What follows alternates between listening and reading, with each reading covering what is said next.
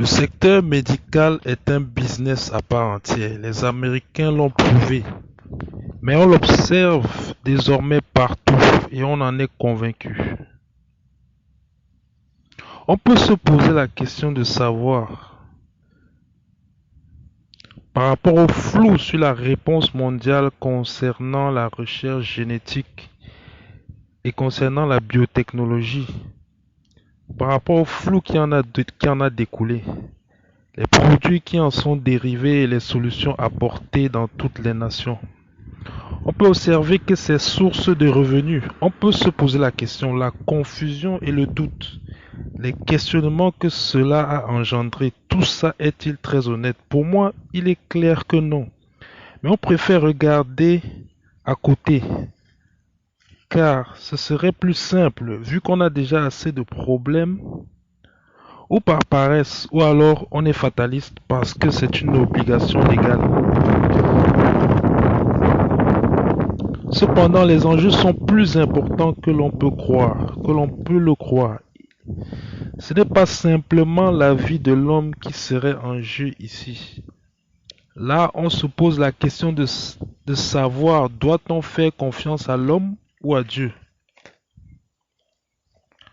La parole de Dieu qui est une lampe à nos pieds nous éclaire quand nous marchons au milieu des ténèbres. Dans ce doute actuel et légitime, la parole peut nous éclairer et on pourra vérifier que cette parole est vraie. Ce sera évident. La Bible dit que se confier dans l'homme et rejeter Dieu, son Dieu, est dangereux. L'homme ne pèse pas assez lourd pour être un socle, une fondation solide sur laquelle s'appuyer.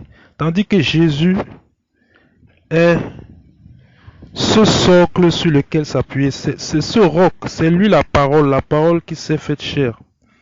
Et c'est cette parole sur laquelle il faut fonder sa vie. Son esprit étant dans sa parole, si vous avez confié votre vie à Christ, si vous êtes donc fondé sur la parole, guidé par son esprit, vous ne serez pas dans les ténèbres. Celui qui croit et qui sera baptisé sera sauvé. Pierre a dit, repentez-vous et que chacun de vous soit baptisé au nom de Jésus pour la rémission des péchés, et vous recevrez le don du Saint-Esprit. Baptisé du Saint-Esprit, c'est Christ en nous qui guide nos pas et nous emmène dans toute la vérité de sa parole. C'est aussi ce qu'il dit lorsqu'il dit que son esprit nous enseignera toutes les paroles et que personne n'enseignera plus son frère. Chacun recevra en lui-même les instructions. C'est cela que promet le Saint-Esprit. Lorsque vous parlez en prophétie, vous pouvez dire des choses inconnues, incompréhensibles à l'être animal ou intellectuel. Vous avez des visions, des songes, et vous évoluez sur un autre plan que ces êtres. Vous avez aussi une autre manière de penser, la pensée du Saint-Esprit. C'est lui qui nourrit votre pensée. C'est lui qui va aussi aiguiser votre conscience, vous donner du discernement après avoir lu la parole. Il va vous aider à vous sanctifier et vous donner des sources de volonté insoupçonnables. L'esprit donne la vie à l'âme. La chair ne sert de rien, comme dit le Seigneur lui-même. Les sources de la vie viennent du cœur, où vient demeurer le Saint-Esprit. L'Esprit peut faire des révélations, influencer la conscience, la pensée et vous faire réfléchir et voir les choses différemment de la vision d'un être purement animal ou intellectuel. Ainsi, on peut voir qu'en ce qui concerne l'industrie autour du secteur médical, c'est richissime qui contrôle toute cette industrie animée par un esprit de mensonge et de tromperie, de falsification motivé par la cupidité. Le diable, père du mensonge, veut tuer, voler et détruire. Ces personnages leur ressemblent et peuvent s'inspirer de lui pour arriver à leur fin. Ainsi, le diable réussit à les tenir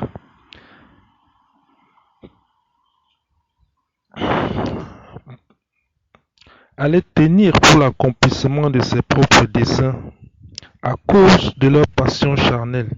Il est possible que ceux-ci fassent des choses innommables, ignobles, telles que sacrifier des quantités d'hommes et en s'enrichissant et en enrichissant leurs alliés.